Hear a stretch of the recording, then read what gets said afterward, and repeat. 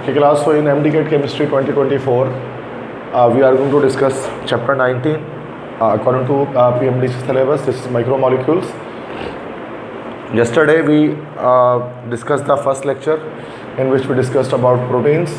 So today we will discuss about enzymes. There are only two topics in this chapter. First is protein and the second is enzyme. तो ये enzyme करने के बाद भी overall ये PMDC syllabus complete हो जाएगा और जितने भी लेक्चर्स हैं 24 के तो वो हमारे कंप्लीट हो जाएंगे इसके पीएमडीसी सिलेबस के अकॉर्डिंग आज। तो ये लास्ट एक लेक्चर है जो मैं अपलोड करूँगा इसमें इस साल के MDCAT के केमिस्ट्री के प्लेलिस्ट में। तो आज हम एंजाइम को डिस्कस करेंगे, ठीक है। तो एंजाइम किसे कहा जाता है? कल वैसे हमने डिस्कस किया था कि एंजाइम असल में एक प्रोटीन की एक टाइप है, ठीक है। तो एंजाइम भी उर्दू में जिसको हम लोग खामरे कहते हैं।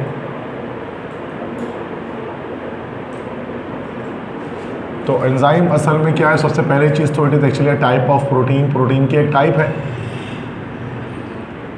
तो प्रोटीनस सब्सटेंस ही होता है जो एंजाइम्स होते हैं, तो वो प्रोटीनस सब्सटेंस होता है। It is a type of protein, ठीक है। तो प्रोटीनस सब्सटेंस होता है, प्रोटीन की एक टाइप है। इन्हीं को हम लोग जो है वो बायो कैटलिस्ट भी कहते हैं। इन्हीं को बायोलॉजिकल कैटलिस्ट कहा जाता है। बायोलॉजिकल कैटलिस्ट क्यों कहते हैं? Because they catalyse biochemical reactions. चूँकि ये जो बायोकेमिकल रिएक्शंस होते हैं उनको कैटलाइज करते हैं, उनको स्पीड अप करते हैं, इसी वजह से इनको जो है वो बायो कैटलिस्ट कहा जाता है या बायोलॉजिकल कैटलिस्ट कहा जाता है। तो रीज़न इसके पीछे यही है कि ये जितने भी बायोकेमिकल रिएक्शंस होते हैं जो लिविंग ऑर्गेनिज्म के अंदर हो रहे होते हैं तो उनको बायोकेमिकल रिएक्शंस कहा जाता है। उनको कैटलाइज करते हैं, उनको स्पीड अप करते हैं, ठीक है। और जितने भी बायोकेमिकल रिएक्शंस होते हैं वो सारे के सारे हमारे पास जो है वो एंजाइम कैटलाइज्ड होता है, ठीक है। तो कहीं ना कहीं एंजाइम का एक्शन होता है तमाम तरह के बायोकेमिकल रिएक्शंस के अंदर, ठीक है। तो उसमें हम एंजाइम्स को यूज़ करते हैं। तो एंजाइम ना सिर्फ they not only increase the rate of reaction,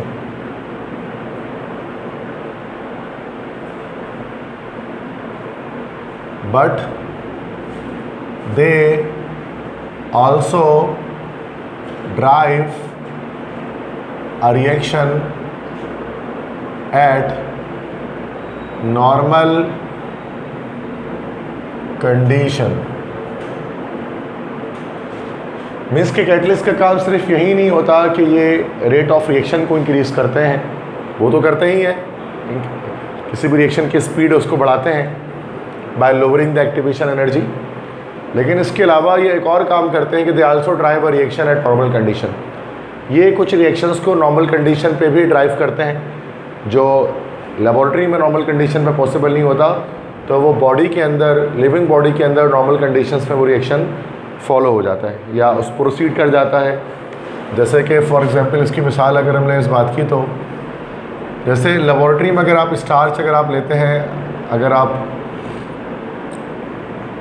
amylose की हाइड्रोलिसिस करना चाहते हैं, अमाइलोज में वाटर डालेंगे तो वो हमारा जो है वो ग्लूकोज यूनिट में ब्रेक डाउन हो जाएगा।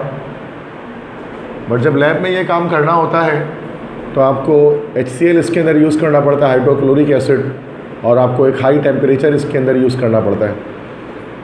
तब जाकर क्या होता है कि ये रिएक्शन प्रोसीड करता है एसिडिक मीडियम में हाई टेम्परेचर पर। लेकिन सेम यही रिएक्शन आपके बॉडी में, आपके डाइजेस्टिव सिस्टम में कैरी आउट होता है in the presence of a catalyst. This is called amylase, जिससे फिर ग्लूकोज की फॉर्मेशन होती है। तो इसमें you don't have to provide heat और you don't have to add acid. तो without the help of acid या विदाउट हीटिंग हम क्या कर सकते हैं, इस रिएक्शन को कैरी आउट करा सकते हैं with the help of this enzyme. तो एंजाइम सिर्फ रिएक्शन के स्पीड को ही नहीं बढ़ाता है बल्कि रिएक्शन के स्पीड को बढ़ाने के अलावा ये उन रिएक्शंस को भी ड्राइव करता है जो नॉर्मल कंडीशन पे ड्राइव नहीं होते या नॉर्मल कंडीशन में प्रोसीड नहीं करते। और भी कई एक एग्जांपल हो सकती है इसके अंदर। तो कुछ बेसिक बातें मैंने आपको एंजाइम के बारे में बताई हैं कि एंजाइम क्या है भाई, प्रोटीन की एक टाइप है, बायोलॉजिकल कैटलिस्ट होते हैं, ठीक है, और बायोकेमिकल रिएक्शन को कैटलाइज करते हैं, और ना सिर्फ रिएक्शन की स्पीड को बढ़ाते हैं बल्कि वो जो है वो रिएक्शंस को नॉर्मल कंडीशन पे कैरी भी करवाते हैं। अब अगली बात क्या बताऊंगा मैं आपको कि ज़रूरी नहीं है कि एंजाइम में जस्ट प्रोटीनस पार्ट हो, एंजाइम में कभी कभार नॉन प्रोटीनस पार्ट भी होता है, ठीक है, जो प्रोटीन का हिस्सा नहीं होता, जिसमें प्रोटीन मौजूद नहीं होता। एंजाइम में कंटेन आ नॉन प्रोटीनस पार्ट, एंजाइम में नॉन प्रोटीनस पार्ट भी हो सकता है जिसको कहा जाता है विच इज़ कॉल्ड, जिसको हम लोग कहते हैं कोफैक्टर। तो कोफैक्टर जो होता है एंजाइम के अंदर वो नॉन प्रोटीनस पार्ट होता है, लेकिन वो भी एंजाइम का हिस्सा होता है, एंजाइम की एक्टिविटी में हेल्प आउट कर रहा होता है, उसकी एक्टिविटी को बढ़ा रहा होता है, उसको हम कोफैक्टर कहते हैं।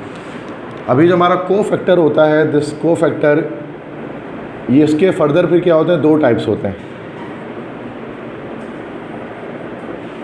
कोफैक्टर के फर्दर दो टाइप्स होते हैं। एक हमारे पास कहलाता है प्रोस्थेटिक ग्रुप,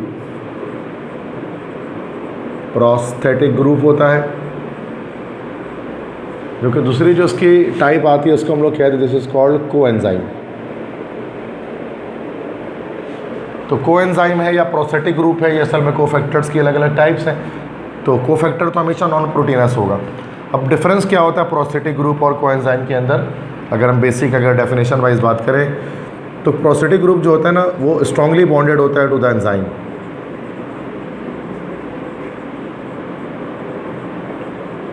तो प्रोस्थेटिक ग्रुप जो है वो एंजाइम के साथ बहुत ज़्यादा स्ट्रॉन्ग बॉन्ड बना कर रखता है, ठीक है, तो स्ट्रांगली बॉन्डेड होता है, जबकि कोएंजाइम जो है वो लूजली बॉन्डेड होता है, it is loosely bonded to the enzyme. तो ये एक डिफरेंस है हमारे पास प्रोस्थेटिक ग्रुप और कोएंजाइम के अंदर। तो याद रखिएगा कि कोफैक्टर के हमारे पास ये दो टाइप्स हैं। तो कोफैक्टर कोई भी नॉन प्रोटीनस पार्ट होता है किसी भी एंजाइम के अंदर, जो टाइटली बॉन्डेड भी हो सकता है, स्ट्रांगली बॉन्डेड हो सकता है, या फिर लूजली बॉन्डेड हो सकता है। तो इन केस या तो वो हमारा प्रोस्थेटिक ग्रुप कहलाता है या फिर हम उसको कोएंजाइम कह सकते हैं, ठीक है।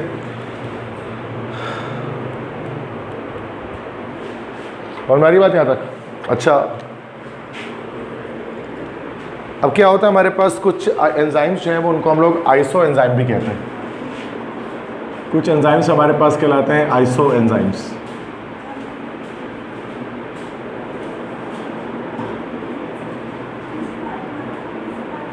अब आइसो एंजाइम किसे कहा जाता है कि अगर दो डिफरेंट कैटलिस्ट, आइसो मतलब क्या होता है, सेम, जैसे कि आप जानते हैं आइसो का मतलब हमारे पास होता है सेम।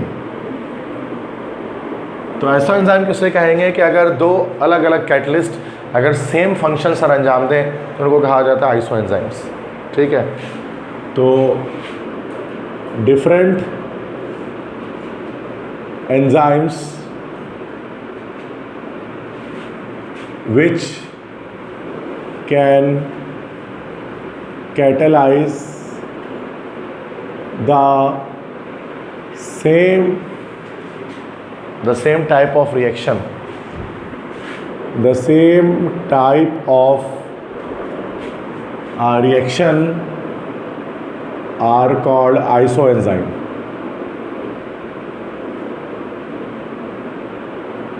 तो आइसोएंजाइम किसे कहा जाएगा कि अगर दो अलग अलग कैटलिस्ट या डिफरेंट कैटलिस्ट जो सेम टाइप ऑफ रिएक्शन को कैटलाइज करें तो उसको हम लोग कहते हैं आइसोएंजाइम। जैसे कि अगर आपके पास, जैसे मैंने आपको बताया था कल भी कि फॉर एग्जांपल अगर आपके पास प्रोटीन है और अगर आप इस प्रोटीन को कन्वर्ट करना चाहते हैं in smaller units of amino acids, अगर आप इसको अमाइनो एसिड में कन्वर्ट करना चाहते हैं तो आप फिर क्या कर सकते हैं, तो दो तरह के एंजाइम्स यूज़ कर सकते हैं। आप इसके अंदर जो है वो पेप्सिन भी यूज़ कर सकते हैं। पेप्सिन भी इसकी हाइड्रोलाइसिस कर सकता है प्रोटीन की, और इस तरह से ट्रिप्सिन भी यूज़ कर सकते हैं। तो पेप्सिन या ट्रिप्सिन दोनों ही क्या करते हैं भाई, प्रोटीन की हाइड्रोलाइसिस करते हैं और उसको अमीनो एसिड में कन्वर्ट करते हैं। तो ये पेप्सिन ट्रिप्सिन हमारा आइसो एंजाइम हो गया, जो same type of chemical reactions को कैटलाइज कर रहे होते हैं। ठीक है, इस तरह से एक हमारे पास कुछ एंजाइम्स को हम लोग कहते हैं तो जाइमोजिन कहा जाता है, या फिर हम इसको जो है वो प्रो एंजाइम भी कहते हैं। तो जाइमोजिन या प्रो एंजाइम किसे कहा जाता है? इट इज़ एक्चुअली इनएक्टिवेटेड या inactive form of an enzyme. तो एंजाइम कभी कभार ना अपने इनएक्टिव फॉर्म में मौजूद होता है, तो उसके आखिरी में नाम में फिर जिन लगा हुआ होता है, तो फिर इसको जाइमोजिन इसको कहा जाता है, या प्रो एंजाइम कह सकते हैं। तो ये क्या चीज़ होती है? It is actually inactive form of an enzyme.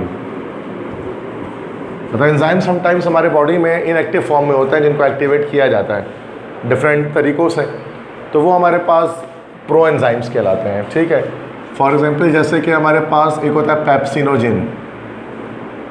Pepsinogen, जो आगे जाकर जिसको अगर हम एसिडिक मीडियम प्रोवाइड करें तो फिर ये हमारा कन्वर्ट हो जाता है पेप्सिन के अंदर। ठीक है, तो जब जो ये पेप्सिनोजिन है तो ये हमारा इनएक्टिव फॉर्म है, इसी को हम कहेंगे प्रो एंजाइम, या इसी को हम जाइमोजिन कहेंगे। तो इनएक्टिव फॉर्म है तो ये हमारा प्रो एंजाइम है, और पेप्सिनोजिन जो है वो हमारा एक्टिव फॉर्म है।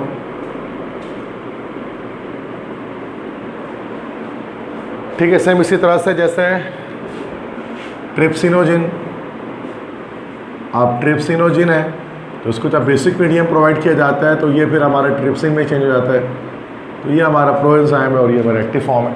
ठीक है, तो समटाइम्स एंजाइम्स हमारे बॉडी में जो है वो इनएक्टिव फॉर्म में होते हैं, जिनको एक्टिवेट करना पड़ता है by providing some necessary medium, और भी हो सकता है कोई ना कोई, ये जो बुक के लिहाज से मैंने बता दिया। ठीक है, वो मसला यहाँ तक समझ में आ रही बात? ठीक है, बेसिक ये सब आप बायो में पढ़ रहे होते हैं, ये वही चीज़ है। तो इसमें तो पूरा चैप्टर पढ़ा होगा आप लोगों ने बायो में, हम तो सिर्फ बेसिक कुछ डिटेल्स मैंने कल बताया था जो हम देखेंगे केमिस्ट्री के लिहाज से क्या बेसिक चीज़ें हैं। इसके बाद नेक्स्ट हम देखते हैं इसके नोमेनक्लेचर के, नोमेनक्लेचर ऑफ एंजाइम्स।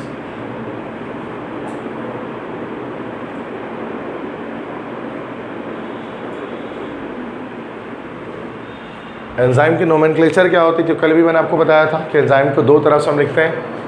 या तो हम पहले लिखते हैं सबस्ट्रेट, किस सबस्ट्रेट पर वो ऐड कर रहा है, और उसके साथ एज लगा देते हैं। एक तो ये तरीका होता है फर्स्ट मेथड, सबस्ट्रेट के साथ एज लगा लेते हैं किस सबस्ट्रेट पर वो ऐड कर रहा है। तो एंजाइम जिस चीज़ पर अटैक करता है उसको सबस्ट्रेट कहा जाता है। ठीक है, तो अब जैसे कि मिसाल के तौर पे जैसे हमने पढ़ा है कि जैसे कि अमाइलेज हो गया, तो ये अमाइलोज पर अटैक करता है। मतलब जो चीज़ अमाइलोज पर एसिड जो चीज़ अमाइलोज पर अटैक करती है, अब उसका एंजाइम होता है अमाइलेज। इसी तरह से जो चीज़ प्रोटीन पर अटैक करती है या प्रोटीन को कैटलाइज करने वाला कैटलिस्ट क्या है, प्रोटीएज। लिपिड को अटैक करने वाला क्या कहलाएगा, लाइपेज। ठीक है, इस तरह से सक्रोज पे जो अटैक करेगा वो क्या कहलाएगा, सक्रेज। इसी तरह से माल्टोज पे जो अटैक करेगा वो क्या कहलाएगा, माल्टेज। तो ये हमारे पास देख सकते हैं कि सबस्ट्रेट जो है ना जिस पर अटैक हो रहा है उसके लिहाज से नाम हो सकता है एंजाइम का। एक तो ये तरीका है, और भी हो सकते हैं।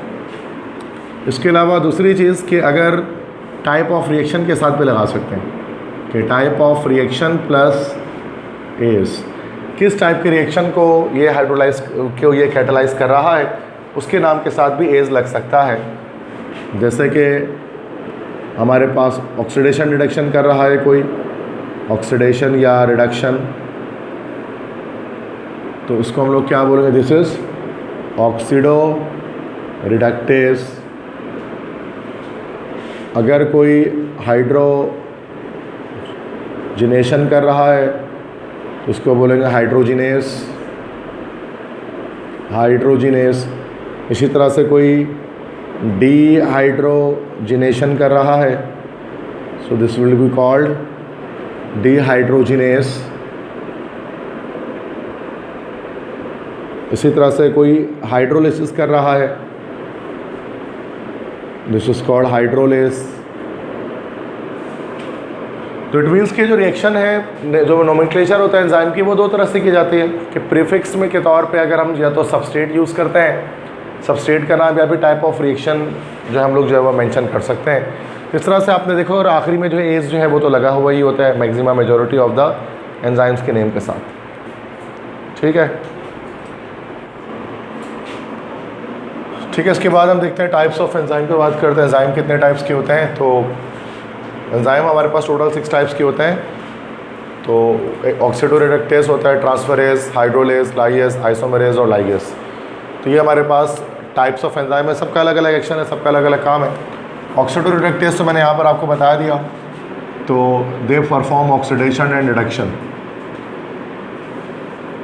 तो ये ऑक्सीडेशन और रिडक्शन रिएक्शन को कैटलाइज करते हैं, या they catalyse oxidation and reduction reaction. तो ये हमारे पास ऑक्सीडो रिडक्टेज कहलाते हैं। जैसे कि अगर हमारे पास कोई अल्कोहल है, अगर हम उसको एल्डिहाइड में कन्वर्ट करना चाहें तो हमें इसकी ऑक्सीडेशन करनी होगी। तो उसके लिए जो एंजाइम यूज़ होगा this will be oxido reductase, oxido reductase. इसी तरह से होता है ट्रांसफरेज। ट्रांसफरेज का काम क्या होता है? ट्रांसफ़र करना। तो दे transfer a functional group from one compound to another compound। ये क्या करते हैं? फंक्शनल ग्रुप को एक कंपाउंड से दूसरे कंपाउंड में ट्रांसफ़र करते हैं, इसलिए उनको कहा जाता है ट्रांसफरेज। कोई भी एग्जांपल इसकी हो सकती है, जैसे कि अगर हमारे पास एक मॉलिक्यूल होता है एसिटाइल CoA, इसको अगर हम, इसका रिएक्शन कार्निटीन के साथ हो रहा है जैसे कि, तो अगर हम इसमें ट्रांसफरेज यूज़ करेंगे एज एन एंजाइम, तो क्या करेगा कि CoA को वो कार्निटीन के साथ जो है वो कंबाइन कर देगा। तो वो तो CaO हमारे पास एक यहाँ फंक्शनल ग्रुप है, तो दिस इज़ कार्निटीन CoA, ये बन जाएगा, और एसिटाइल ग्रुप हमारा अलग हो जाएगा। तो इसने असल में क्या किया? ट्रांसफ़र कर दिया एक ग्रुप को। तो ये तो हमारे बॉडी के अंदर रिएक्शन चल रहा होता है कार्निटीन और एसिटाइल CoA का, तो अदरवाइज़ और भी कई रिएक्शन हो सकते हैं इसके अंदर। तो ये ट्रांसफरेज का काम होता है, ट्रांसफ़र करना फंक्शनल ग्रुप को एक कंपाउंड से दूसरे कंपाउंड की जानिब। उसके बाद एक होता है हाइड्रोलेज। हाइड्रोलेज का मतलब हाइड्रोलिसिस को कैटलाइज करते हैं। तो दे कैटलाइज हाइड्रोलिसिस, जो हाइड्रोलिसिस रिएक्शन होता है उसको कैटलाइज करते हैं। अब जैसे कि आपका जो प्रोटीएज होता है वो हाइड्रोलेज ही होता है किस्म का, या अमाइलेज भी हाइड्रोलेज होता है, ठीक है। जैसे कि हमने अगर अमाइलोज यूज़ किया, अब अमाइलोज है, इसकी हाइड्रोलिसिस करनी है, मीन्स उसमें वाटर ऐड करके इसको हमें ग्लूकोज यूनिट्स में कन्वर्ट करना है, तो फिर हमें हाइड्रोलेज यूज़ करना पड़ेगा कोई ना कोई। अब हाइड्रोलेज एक टाइप है एंजाइम की जिसके अंदर हमारा अमाइलोज आ सकता है, अमाइलेज आ सकता है। इस तरह से अमाइलेज के अलावा अब डिफरेंट और चीज़ों की हाइड्रोलिसिस कर सकते हैं, या फिर पेप्सिन हो गया, या ट्रिप्सिन हो गया, या हमारा जो है लाइपेज हो गया, ये सारा हमारे पास जो है वो हाइड्रोलेज होता है। क्योंकि सारे के सारे हाइड्रोलिसिस करते हैं, कोई लिपिड्स की करता है, कोई प्रोटीन की करता है, कोई लाइक स्टार्च की करता है, मतलब अमाइलोज की करता है, तो इसलिए ऐसे अलग अलग नाम हो गए, ठीक है। वरना इसको जो मेन कैटेगरी है वो हाइड्रोलेज के अंदर आ रहा है, ये ठीक है, आसान सी बात है। इसके बाद लाइएज। लाइएज का काम क्या होता है, क्या करना होता है कि they add double bond in a compound या इन अ रिएक्शन। तो लाइएज जो है ना वो क्या करते हैं कि किसी भी मॉलिक्यूल को अनसैचुरेटेड करते हैं, मीन्स उसमें डबल बॉन्ड ऐड कर रहे होते हैं। जैसे कि मिसाल के तौर पे अगर हम बात करेंगे तो फैट है, और फैट है, और फैट में आपको पता है फैट सैचुरेटेड होता है। तो अगर हम लाइस का एक्शन कराएंगे, लाइस एंजाइम का एक्शन जब इस पर होगा तो इसमें डबल बॉन्ड ऐड करके उसको ऑयल में कन्वर्ट कर देगा।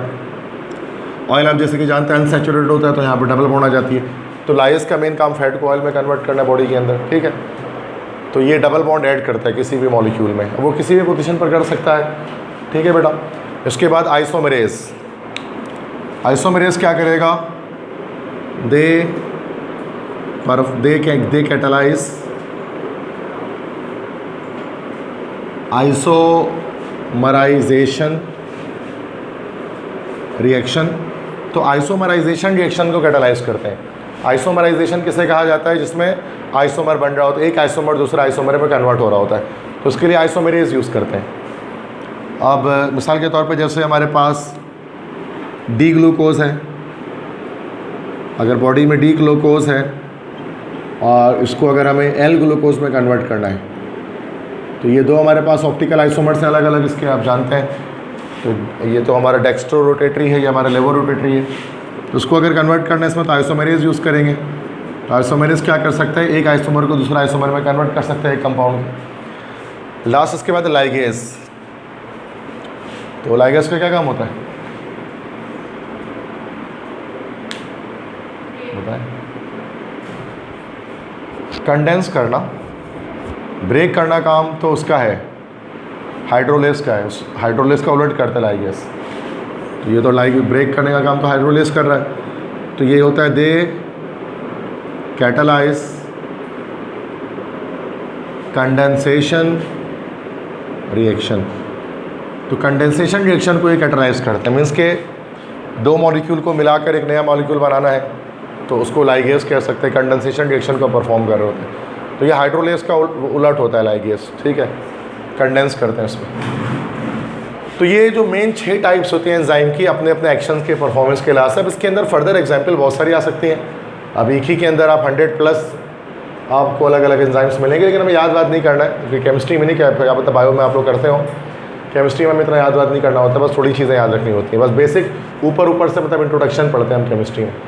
अच्छा, उसके अलावा और भी चीज़ें हैं, उसके अलावा फैक्टर्स देख लेते हैं जो एंजाइम एक्शन का अफेक्ट कर रहे होते हैं, ठीक है। तो मैं एज आ केमिस्ट्री अब मैं आपको चीज़ें बता रहा हूँ, बॉडी फंक्शन के लिहाज से आप ज़्यादा बेहतर जानते हैं कैसे काम करते हैं, ठीक है। तो this is factors affecting enzyme action.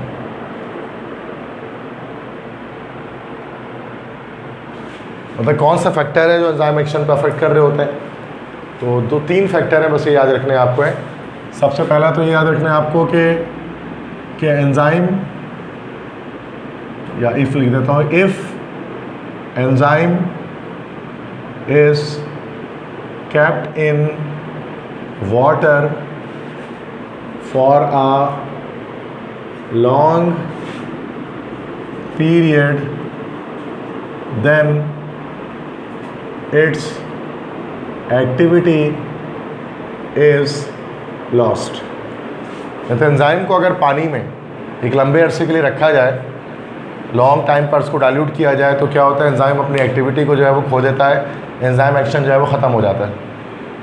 तो उसको हम बेसिक इस तरह से समझ सकते हैं कि whenever we eat food, तो जब भी हम खाना खाते हैं तो खाना खाने के बाद पानी पीने से जो है वो मना किया जाता है, इसी वजह से कि खाना खाने के बाद पानी ना पिएं, ठीक है। खाना खाने से पहले अगर आप पानी पीते हैं तो वो शिफा है कहते हैं, और अगर खाना खाने के बाद अगर आप पानी पीते हैं तो वो वबा है, वबा मतलब बीमारी है। रीज़न यही होता है कि खाना जब आप खा लेते हैं ना, जब खा लेते हैं जब खाना, तो फिर क्या होता है कि जाहिर सी बात है कि जो डिफरेंट एंजाइम्स स्टमक में सेक्रेट होते हैं, तो वो एंजाइम सेक्रेट होते हैं जिनका काम होता है बॉडी को फूड को डाइजेशन करना। उसके बाद जब आप पानी पी लेते हैं ना खाना खाने के बाद, तो उसमें क्या होता है कि फिर वो जो एंजाइम जो सेक्रेट हो चुके होते हैं वो डाइल्यूटेड फॉर्म में आ जाते हैं, वो डाइल्यूट हो जाते हैं, जिसकी वजह से क्या होता है कि फिर वो डाइजेशन फूड की सही तरह से प्रॉपर्ली नहीं हो सकती। इसलिए कहा जाता है कि ठहर कर आप पानी पिएँ 10 मिनट बाद, 15 मिनट बाद, 20 मिनट बाद, ना कि साथ साथ पानी पी लें, अक्सर जैसा लोग करते हैं। तो ये इसी वजह से कि एंजाइम डाइल्यूट हो जाता है, सिंपल। पहले पानी पिए तो ये ज़्यादा बेहतर है बनस्बत बाद में पानी पीने के, ठीक है। तो ये तो if enzyme is kept in water for a long period then its activity is lost, simple बात है ये। ये कॉमन डेली लाइफ में भी आप इसको ऑब्ज़र्व करते हैं। दूसरी चीज़ के हर एक एंजाइम जो होता है ना, उसका हमारे पास क्या होता है बेटा, एक ऑप्टिमम टेम्परेचर होता है। तो हर एंजाइम का अपना एक ऑप्टिमम टेम्परेचर है जो कि 37 डिग्री सेंटीग्रेड से लेकर 50 डिग्री सेंटीग्रेड तक होता है। तो ये याद रखिएगा कि ये ऑप्टिमम टेम्परेचर है किसी भी एंजाइम को एक्ट करने का। 37 से 50 के बीच में वो अपनी एंजाइम अपने एक्शंस को परफॉर्म कर रहा होता है। कुछ 37 पे कर रहे होते हैं, कुछ 40 पे, कुछ 45 पे, कुछ 50 पे, लेकिन 50 से आगे या 37 से कम कोई एंजाइम हमारा एक्शन प्रोवाइड नहीं करता। ठीक है, अक्सर एंजाइम तो इस 37 के आसपास ही कर रहे होते हैं, मतलब इसके आस 37, 38, 37.5, लेकिन 50 तक जा सकता है। तो इसलिए मैंने जैसे कल आपको बताया था एंटीबॉडीज़ के, जब मैं बता रहा था जो एंटीजन के ख़िलाफ़ लड़ते हैं, तो जब इंसान के बॉडी में कोई एंटीजन्स दाखिल होते हैं तो उनको रिमूव करने के लिए बॉडी क्या करता है, अपने टेम्परेचर को इंक्रीज़ करता है।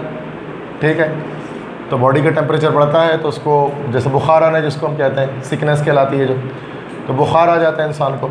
अब जब बुखार आता है तो वो तो इंसान के फ़ायदे के लिए आता है, ताकि वो जो भी अंदर जरासीम मौजूद हैं, जो भी जर्म्स मौजूद हैं, पैथोजेंस हैं या डस्ट पार्टिकल्स वगैरह वॉट एवर कुछ भी है, तो वो बाहर आ जाए बॉडी से इंसान के। तो लेकिन जाहिर सी बात है, चूँकि बॉडी टेम्परेचर बढ़ गया, वो 37 आपको पता है this is actually the normal temperature of body.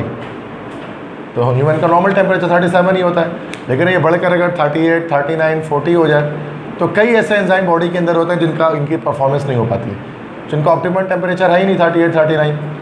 अब वो क्या करते हैं, वो एंजाइम की एक्टिविटी जब लॉस होती है तो फिर आपको बुखार जैसी फीलिंग आती है, कमज़ोरी महसूस होती है, डाइजेशन ठीक तरह से नहीं हो पाती है, खाया नहीं जाता, कमज़ोरी हो जाती है, बहुत सारी चीज़ें होनी शुरू हो जाती हैं। तो वो इस वजह से हो जाती है क्योंकि एंजाइम एक्शन जो है ना वो लॉस होना शुरू हो जाता है हाई टेम्परेचर में बॉडी के। तो जब बॉडी टेम्परेचर मेंटेन होता है तब जाकर सारी चीज़ें ऑटोमेटिकली एंजाइम एक्शन भी मेंटेन हो जाता है। समझ गए? तो ये चीज़ याद रखिए कि ऑप्टिमम टेम्परेचर क्या है, 37 से 50। तो और एक और क्या बात याद रखें कि above 50 degree centigrade enzymes loss action permanently. क्या होता है कि अगर आप टेम्परेचर को 50 डिग्री से ज़्यादा अगर कर दें एंजाइम के, तो एंजाइम के एक्शन परमानेंटली लॉस हो जाता है, एंजाइम का स्ट्रक्चर डिस्ट्रॉय हो जाता है, एंजाइम ख़त्म हो जाते हैं 50 से ऊपर, फिर वो एंजाइम दोबारा एक्शन नहीं कर सकते। तो लेकिन बिलो 37 डिग्री से, लेकिन अगर 37 डिग्री सेंटीग्रेड कम हो जाए तो एंजाइम लॉस एक्शन टेम्पोरेरीली।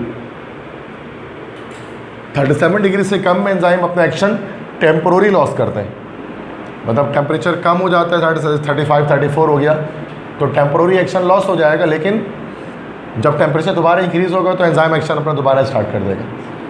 तो इसमें आपको ये याद रखनी है कि 50 से अबव पे परमानेंट लॉस होता है एक्शन, और 37 से कम पे जो है वो एक्शन, जो एंजाइम अपना एक्शन टेम्पोररी लॉस करता है। तो ये एक और ऑप्टिमम टेम्परेचर के लिहाज से हमने एक चीज़ देखी कि टेम्परेचर का भी इफेक्ट होता है एंजाइम के एक्शन पर।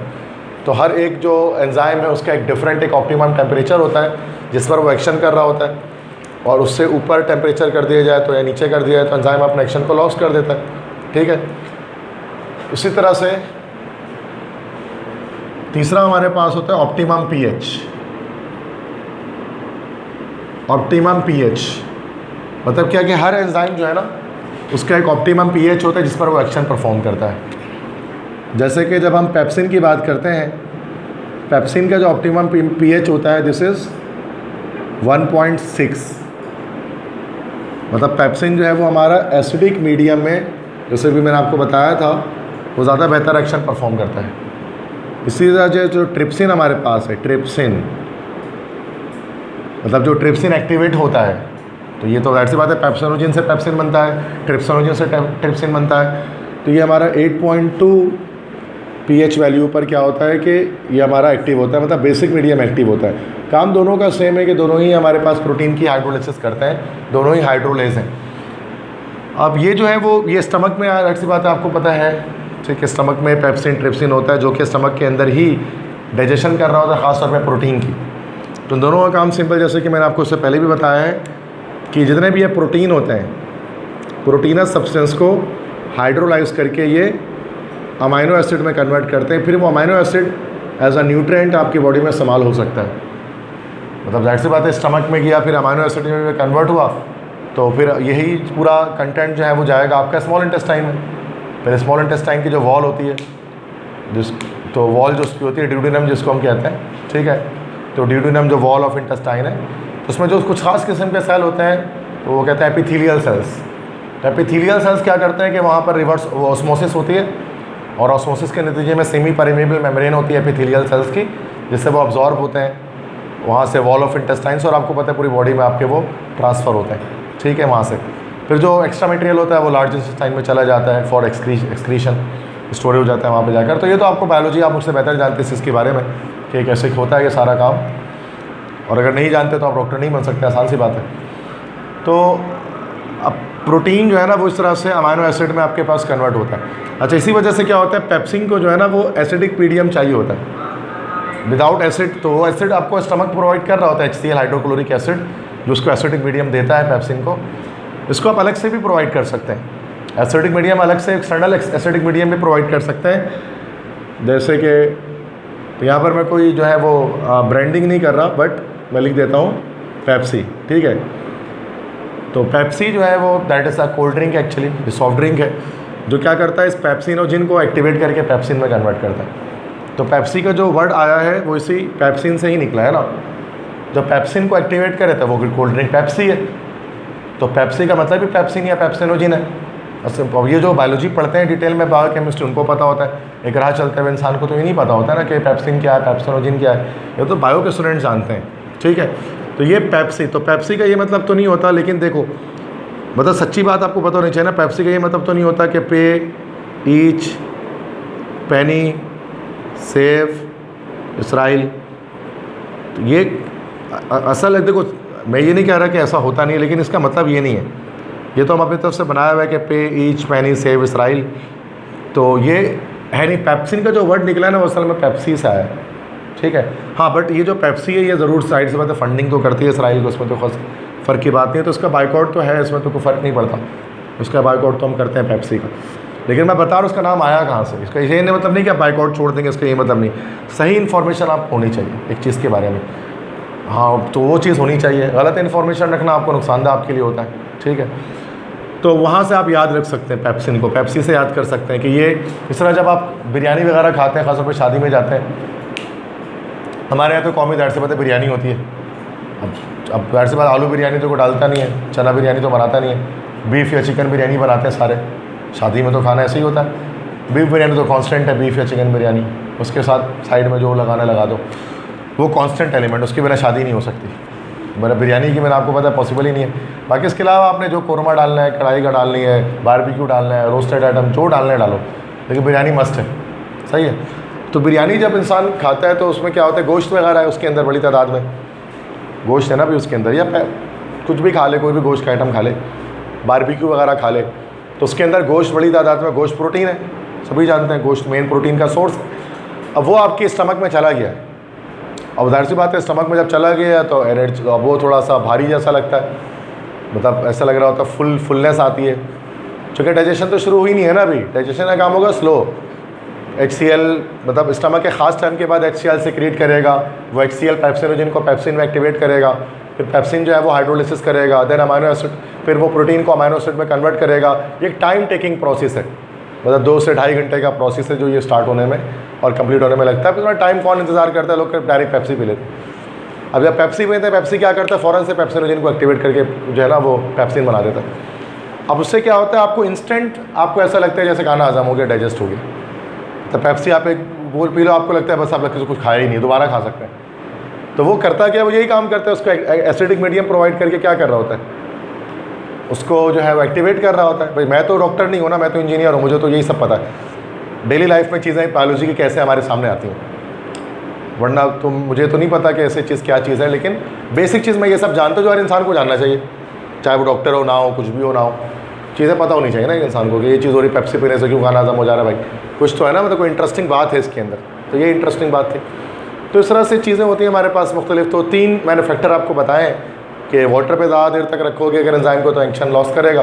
दूसरा कि ऑप्टिमम टेम्परेचर 37 से 50 डिग्री सेंटीग्रेड।